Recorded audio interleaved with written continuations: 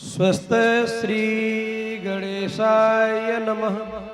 स्वस्त श्री गणेशाय नमः।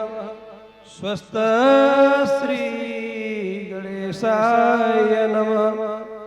वक्रतुंड महाकाय सूर्यकोटि समप्रभ निर्विघ्नं कुरु मे देव।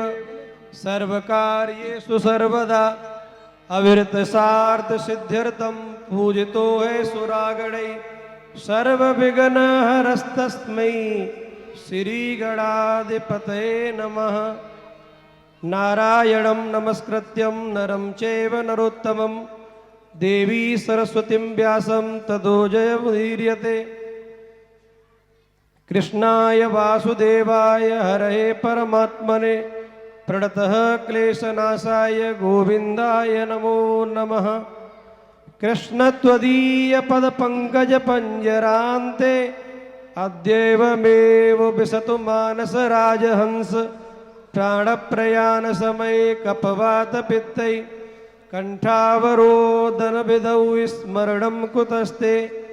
वंशी विभूषितकरा नवनीरदाभा पीतांबरा दरुणबिम्बफलाधरोष्टा। पूर्णेन्दु सुन्दरमुखादरविन्द नेत्रा। कृष्णा परं किमपि तत्त्वमहं न जाने। मूकं करोति वाचालं पङ्गुं लङ्घयते गिरिं। यत्कृपातमहं वन्दे परमानन्दमाधवम्। अज्ञानितविरानुधस्य ज्ञानानुजनशलाकया चक्षुरुन्मिलितं येन तस्मै श्री गुरवे नमः। मंच पर विराजमान मेरे परम आत्मीय, मेरे भ्राता तुल्य, भागवत के सरस प्रवक्ता गोपाल कृष्ण जी महाराज के श्री चरणों में मेरा प्रणति निवेदन और मंच पर विराजमान सभी संगीताचार्यों को मेरा प्रणति निवेदन। और इस भागवत के पवित्र प्रांगण में जितने भी भगवत भक्त और आदरणीय स्नेहमयी माताएं, बहनें और बेटियां, आप सभी को भी मेरा प्रणाम।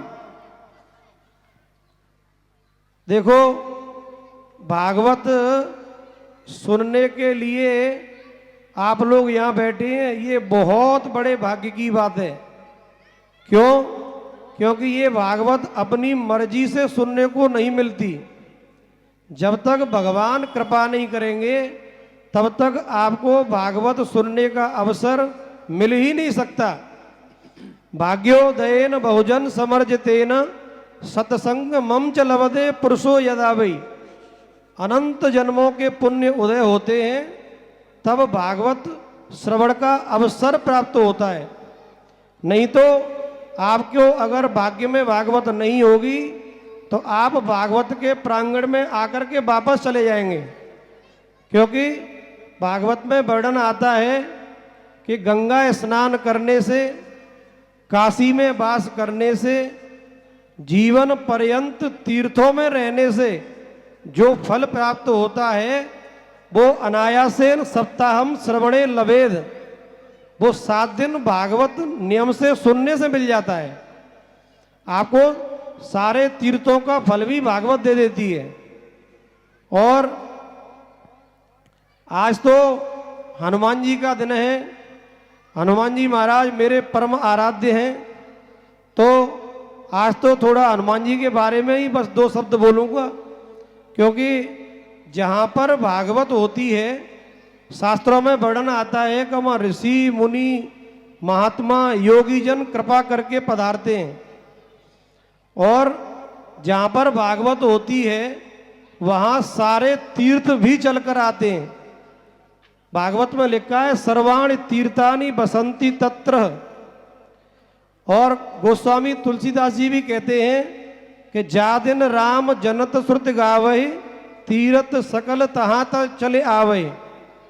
जहाँ भागवत होती है वहाँ सारे तीर्थ भी चलकर आ जाते हैं, किसी न किसी रूप में विद्यमान हो जाते हैं। लेकिन जहाँ भागवत होती है, जहाँ भगवान की कथा होती है, वहाँ मेरे परम आराध्य हनुमान जी महाराज जरूर आते हैं।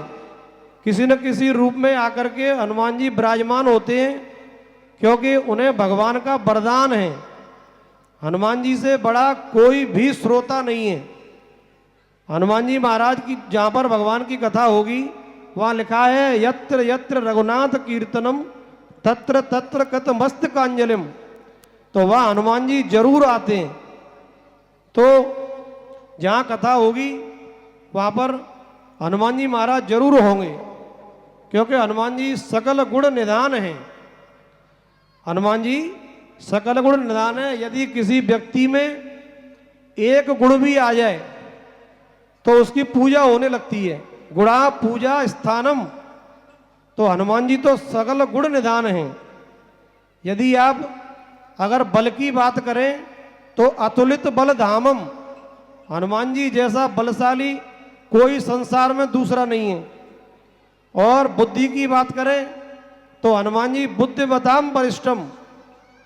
और अगर ज्ञानियों की बात करें तो ज्ञानी नाम अग्रगण्यम। उनके जैसा कोई ज्ञानी भी नहीं है। और अगर भक्त की बात करें तो रघुपति प्रिय भक्तम। राम जी का उनके जैसा कोई भक्त नहीं है। और बल की तो हनुमान जी जैसा कोई बलशाली कोई है ही नहीं। एक छोटा सा प्रसंग सुनाता हूं। जब जब देवताओं को भी दम्भ आ जाता है, कभी कभी अभिमान आ जाता है, तो भगवान उसको समय समय पर दूर करते रहते हैं।